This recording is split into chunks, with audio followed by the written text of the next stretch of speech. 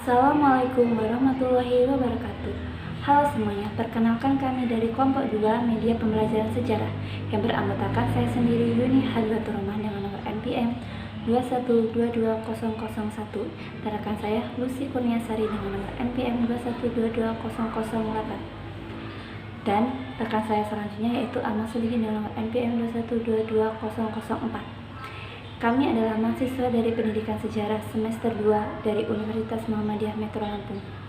Kami di sini akan membuat atau memaparkan tentang jenis dan klasifikasi media pembelajaran berbasis visual. Kuis ini dibuat untuk memenuhi tugas dari mata kuliah media pembelajaran sejarah yang diampu oleh Dr. Johan Setiawan MPD. Untuk materi yang pertama akan saya sampaikan yaitu mengenai pengertian media pembelajaran berbasis visual. Sebenarnya, apa yang dimaksud dengan media pembelajaran berbasis visual itu? Media pembelajaran berbasis visual adalah alat atau sarana yang penggunaannya menggunakan alat penginderaan yaitu mata. Media ini digunakan untuk menyampaikan pesan yang disampaikan secara teknik dan kreatif sehingga penerima pesan dapat menerima informasi yang terkandung di dalamnya secara tepat dan sesuai dengan sasaran. Biasanya media ini menampilkan gambar, grafik, dan sebagainya. Menurut Wibawa dan Mukti, media visual ini terbagi menjadi dua, yaitu yang pertama media visual diam, yang kedua yaitu media visual bergerak. Contoh dari media visual diam yaitu seperti foto, ilustrasi, peta, dan globe. Sedangkan contoh dari media visual gerak yaitu contohnya seperti film bisu dan kartun. Baiklah, yang kedua atau yang B yaitu mengenai fungsi dari media pembelajaran berbasis visual. Fungsi media pembelajaran berbasis visual menurut Wibawa dan Mukti yaitu ada 5. Di antaranya itu dapat mengembangkan kemampuan visual, dapat mengembangkan daya ingat anak, meningkatkan kreativitas siswa, menumbuhkan minat baca, dan yang terakhir yaitu menumbuhkan motivasi minat dan ingatan siswa. Fungsi yang pertama yaitu fungsi afektif. Fungsi ini dimaksud untuk membuat atau menggugah emosi dan sikap siswa sehingga mereka tidak pasif di kelas dan mampu mempraktikkan pembelajaran yang sudah diberikan sebelumnya. Yang kedua yaitu fungsi kognitif, di mana media visual ini dapat membantu memperlancar dan mengingat informasi sehingga dapat membantu ingatan otak. Dan fungsi yang terakhir yaitu fungsi kompensatoris, di mana fungsi ini membantu siswa untuk yang belum bisa membaca teks tertentu, sehingga dapat membantu siswa mengetahui informasi yang terkandung dalam teks tersebut. Nah, itu tadi adalah pemaparan materi tentang pengertian dan fungsi dari media pembelajaran berbasis visual. Materi selanjutnya akan disampaikan oleh rekan saya yaitu Lucy Kurniasari. Ini saya akan melanjutkan materi yang selanjutnya, yaitu tentang bentuk-bentuk media pembelajaran visual. Yang pertama itu ada gambar atau foto. Gambar atau foto merupakan media visual yang paling sering digunakan dalam proses belajar dan mengajar karena mudah dipahami dan dimengerti. Bentuk pembelajaran gambar atau foto memiliki kelebihan dan kekurangan. Kelebihannya diantaranya yaitu bersifat konkret, lebih realistis dibandingkan dengan media visual. Yang kedua, dapat memperjelas suatu bidang tertentu. Dan yang ketiga, murah dan tak perlu peralatan khusus. Sedangkan kelemahan dalam bidang ini yaitu ukurannya terbatas, hanya menekankan persepsi indera mata, kurang efektif jika gambar terlalu kompleks. Yang kedua ada diagram. Diagram yaitu gambar sederhana yang menggunakan garis dan simbol yang secara garis besar dapat menunjukkan hubungan antara komponen dalam diagram tersebut. Diagram berfungsi menyederhanakan yang kompleks sehingga dapat jelas penyajiannya dan memperjelas penyajian tersebut. Oleh karena itu, diagram harus memiliki sifat yang simbolis dan abstrak. Perlu keahlian khusus dalam membaca diagram dan memahami isinya. Yang ketiga ada bagan. Bagan merupakan media yang berisi tentang gambar, keterangan, daftar, dan sebagainya.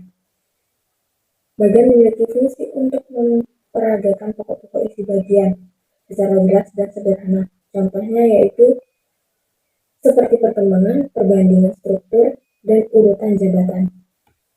Yang selanjutnya ada grafik. Grafik adalah gambar sederhana yang menggunakan titik, simbol, verbal, atau bentuk yang menggambarkan data kuantitatif. Grafik digunakan untuk memperjelas perkembangan atau perbandingan suatu objek yang saling berhubungan. Ada beberapa bentuk grafik, di antaranya itu grafik garis, grafik batang. Yang selanjutnya, jenis-jenis media pembelajaran berbasis visual. Media pembelajaran berbasis visual dibagi menjadi dua macam, yaitu media pembelajaran visual non-proyeksi dan media pembelajaran visual proyeksi. Media visual non-proyeksi yaitu jenis media pembelajaran yang sering digunakan karena penggunaannya sederhana. Beberapa media yang sering digunakan yaitu benda realita atau benda nyata, model dan prototipe, dan media grafis. Benda realita atau benda nyata adalah benda yang dapat dilihat, didengar, atau dialami, sehingga memberikan pengalaman langsung kepada mereka. Yang selanjutnya model dan prototipe. Model dan prototipe yaitu benda tiruan dalam wujud 3 dimensi dan merupakan representasi dan pengganti benda yang sebenarnya. Penggunaannya dalam pembelajaran berguna untuk mengatasi keterbatasan ketersediaan benda aslinya. Contohnya, letak geografis planet, bumi, maka diperlukan model berupa globe. Yang selanjutnya media cetak. Media yang disajikan dalam bentuk tercetak atau printer. Media cetak ini termasuk kelompok media paling tua dan yang paling banyak digunakan dalam pembelajaran karena dianggap yang paling praktis penggunaannya. Nah, selanjutnya media grafis. Media grafis adalah media yang dapat menyalurkan pesan dan informasi yang dilakukan melalui lambang atau simbol visual. Fungsinya yaitu untuk dapat menarik atau memperluas penyajian pembelajaran dan dapat mengilustrasikan suatu fakta dan konsep yang mudah terlupakan apabila hanya dilakukan melalui penjelasan verbal. Contohnya yaitu gambar, kartun, karikatur, grafik, diagram, dan lain sebagainya. Yang terakhir itu ada media visual proyeksi. Perkembangan teknologi saat ini memungkinkan perkembangan dari media pembelajaran berbasis visual menggunakan proyektor yang berfungsi untuk menampilkan proyeksinya. Proyektor juga berfungsi menampilkan objek atau ilustrasi pada layar yang lebih besar dan dari ukuran sebenarnya. Dalam mengembangkan sebuah media pembelajaran, pasti ada prinsip yang digunakan. Dari beberapa prinsip agar media tersebut memberikan pengaruh yang efektif dalam mencapai pembelajaran, Arshad menyatakan simbol pesan visual memiliki 3 prinsip, yaitu kesederhanaan, keterpaduan, dan penekanan.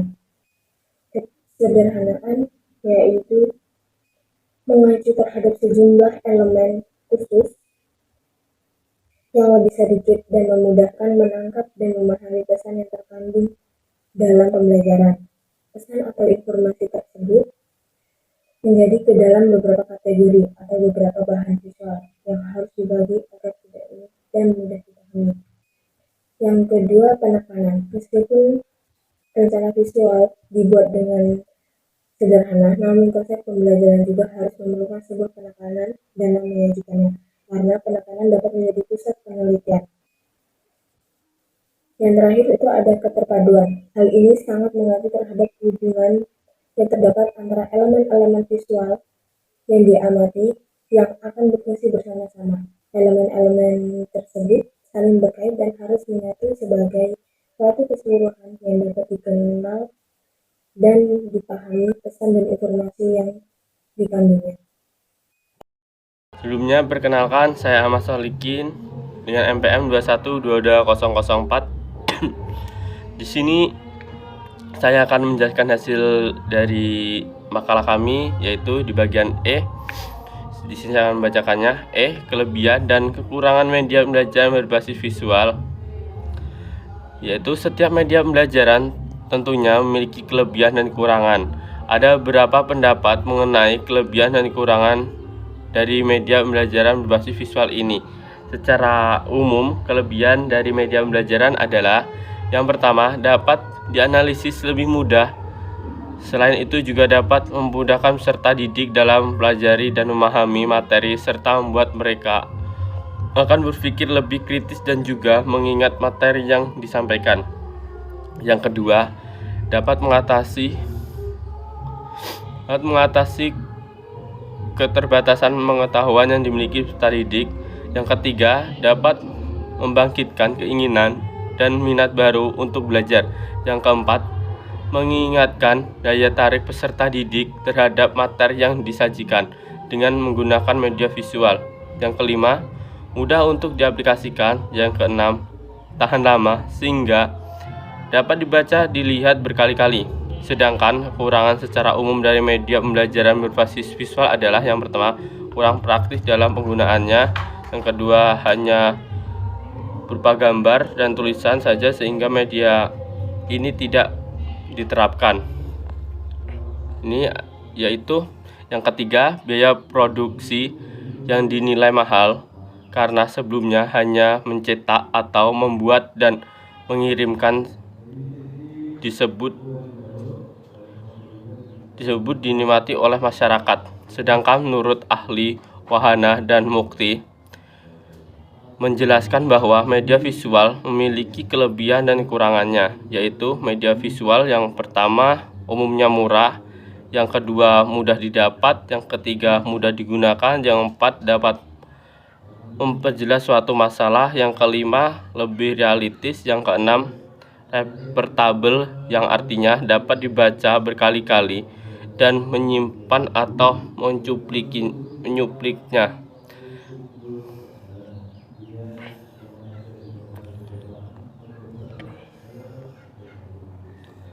Yang ketujuh, analisis lebih tajam dapat membuat orang mengerti isi berita dengan analisis yang lebih mendalam dan dapat membuat orang berpikir lebih fiktif. Yang delapan, mempelajarinya lebih menarik, efektif, dan efisien. Yang sembilan, proses pembelajaran menyenangkan dan tidak jauh karena komunikasi dengan gambar yang menarik. Yang kesepuluh, dapat membuat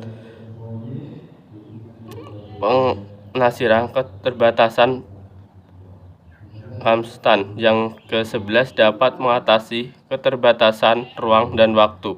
Sedangkan kekurangan media ini adalah yang pertama, ukuran dan gambar seringkali kurang tepat dalam pengajaran berkelompok besar. Yang kedua, memerlukan ketersediaan sumber dan keterampilan dan kejelian dan pemanfaatannya.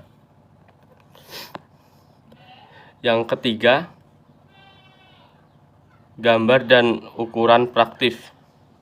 Yang keempat, tidak adanya audio, media visual hanya berbentuk tulisan sehingga tidak dapat didengarkan sehingga kurang mendetail materi yang disampaikan.